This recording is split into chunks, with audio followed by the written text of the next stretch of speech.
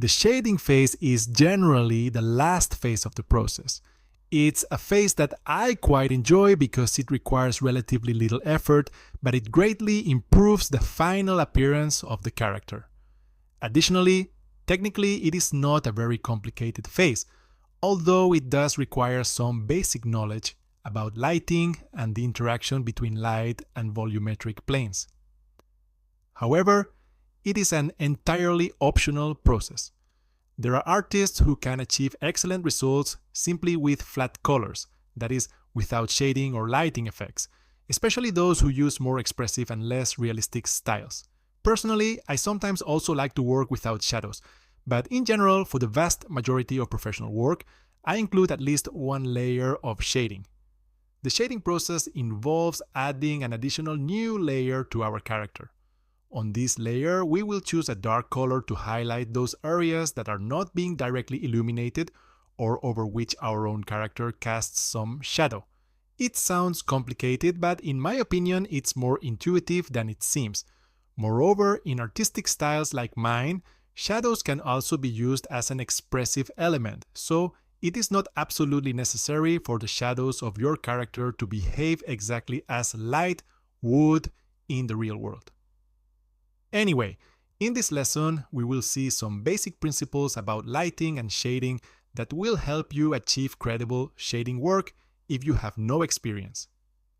I basically work with two methods of shading, which are the ones you can see now on the screen. In the central character, you can see an example of basic shading. As you can see, some areas of the character have been darkened a bit to give a greater sense of depth. If you notice, you will see that all these areas are on the right side of the character. This is because I placed the light source in an imaginary place to the left of the character, as if the sun were illuminating it from there. On the right, you can see an example of shading with flat black shades. Adding totally black shadows is a somewhat delicate process that may not give good results if not done carefully, but it can add a lot of expressiveness and contrast to our character. In general, I like to work with these types of shadows precisely because of the expressive and stylistic possibilities they offer. Look at the character's right leg, for example, the one on our left. As you can see, almost the entire leg below the knee has been totally painted black, adding depth to the image and simplifying the character's silhouette. Moreover, when you have some practice, working with these types of shadows can help you save working time. If you plan in advance which parts of your character will be completely shadowed with flat black color, you only need to draw the silhouette. You don't need to draw the details because they will be hidden under that black layer anyway. For the purposes of this tutorial, we're going to follow a different order than I normally do in my usual work process. In this tutorial, we will do basic shading first, and then we'll try adding some flat black shadows. I think that this way it will be easier to gradually introduce some concepts about shading, and we will be able to learn to shade in a more progressive way. Once you have some practice, you might want to try working as I do, creating the black shadows directly after the inking phase or during it, even before adding the basic coloring. Actually, there's not much difference between these two methods, so feel free to choose whichever suits you better. I usually do the black shadows first, during the inking phase, for the reasons mentioned above. It helps me block out the areas that are going to be shadowed with flat black, and this way I save having to color them and shade them with basic shading. In any case, you will need some basic knowledge about how light works and how shadows are projected. Even if you have no artistic experience, you're sure to have an intuitive knowledge about how light casts shadows based on your experience and observation in the real world. In fact, it might be a good idea to start paying more attention to this from now on. For example, if you look at your own hand, right now, you'll see a series of shadows cast on it depending on the light source in your room. I know this isn't anything groundbreaking, but starting to pay conscious attention to these small details can help you develop a sense of volume and lighting that will be useful for lighting and shading your characters. Additionally, in this course, we're going to use two specific resources to practice shading. One of them is a resource we've already seen before, the excellent tool by William Nguyen, Male Head, Light Reference Tool on ArtStation. As we saw earlier, if we pause the video and move the slider to one side or the other, we can change the position of the light source and observe how it casts shadows on the planes opposite the planes where the light impacts.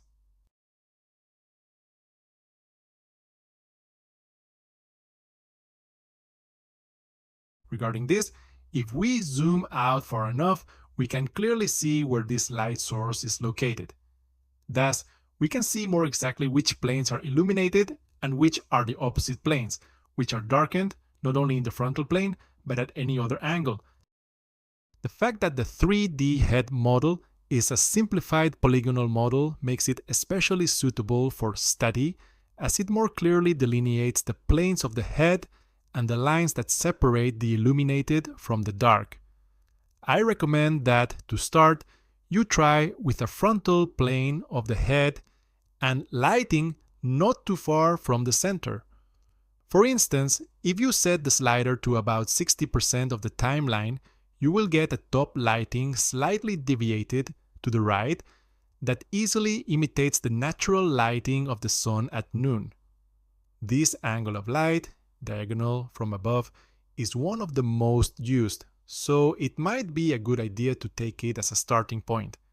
Remember that if you want, you can save this image for reference in your reference panel to be able to consult it during the drawing process. If you're using Windows, press Windows Shift S to take a screenshot and paste the image into your reference panel using Ctrl-V.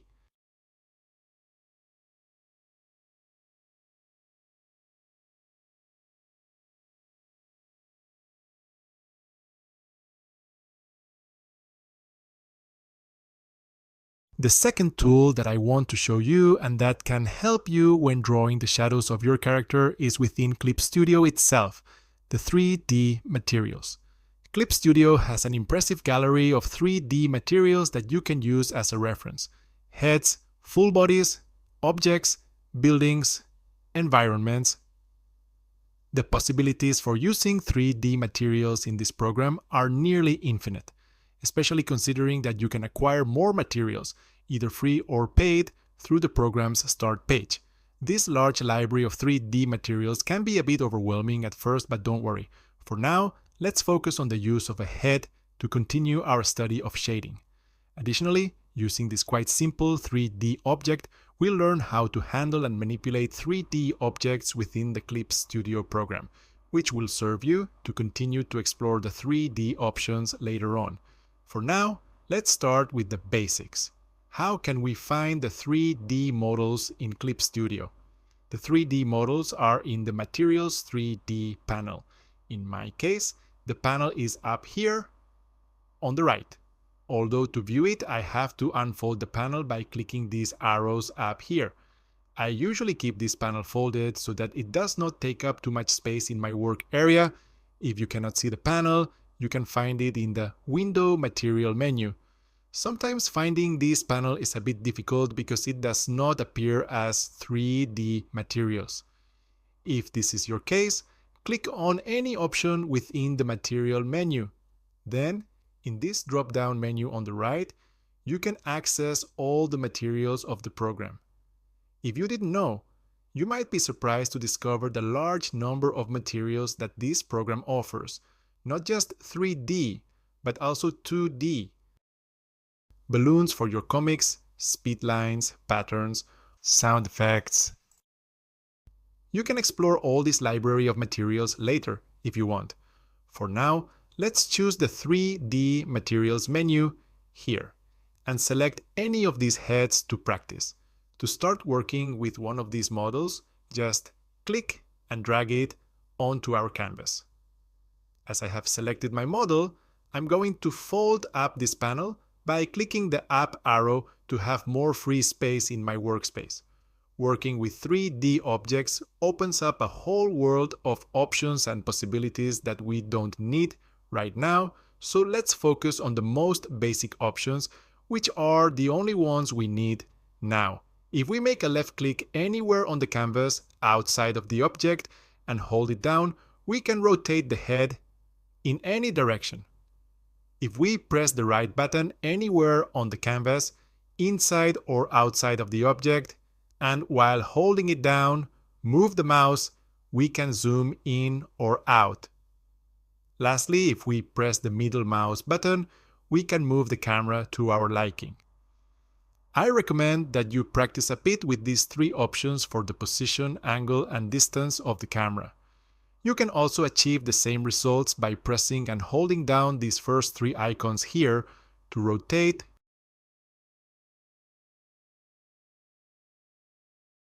move, and zoom the camera in or out. The other buttons are not camera commands, but object transformation tools to move it, rotate it, etc. At the moment, these options are not of interest to us, so let's set them aside. What interests us now can be found in this left-hand panel, the Object Properties panel. Again, we find here an overwhelming number of options that allow us to change the shape of the head and customize it to our liking.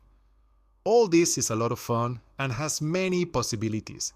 I love it. I recommend that you take a look at these options and play around for a while. Quickly, you'll see all the possibilities it offers for creating references for your characters. However, now we're going to focus on the lighting options, which is what we need to finish our character. You can find these options down here in the Light Source sub-menu. If you click this small icon on the left, you'll expand the panel of options and finally, we'll find the options we were looking for. This sphere that we see here is actually a command that controls the direction of the light. If we click and drag the mouse, we will see how the direction of the light changes accordingly.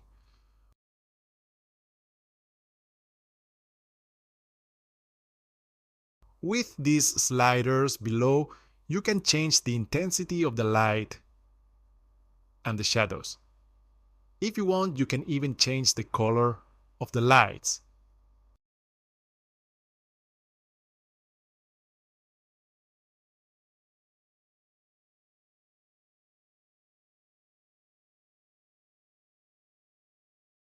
Again, I recommend positioning the light source diagonally upward, as it is one of the most common lighting angles. You'll see that the shadows the program projects onto the 3D model are very similar to those projected by the 3D model we used earlier, so you can use either of the two. Once you have set up your 3D reference model to your liking, you can rasterize the layer to convert it into a flat image. To do this, right-click on the layer and choose Rasterize Layer. This will lose all the 3D information and you will no longer be able to edit the object, but it will convert it into a more manageable image that you can handle like all the others, changing its opacity or copying it to your reference panel.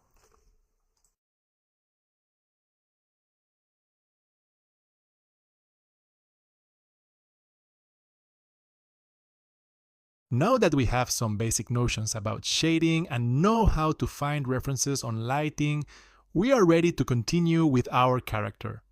In the next lesson, I will guide you step by step through this process.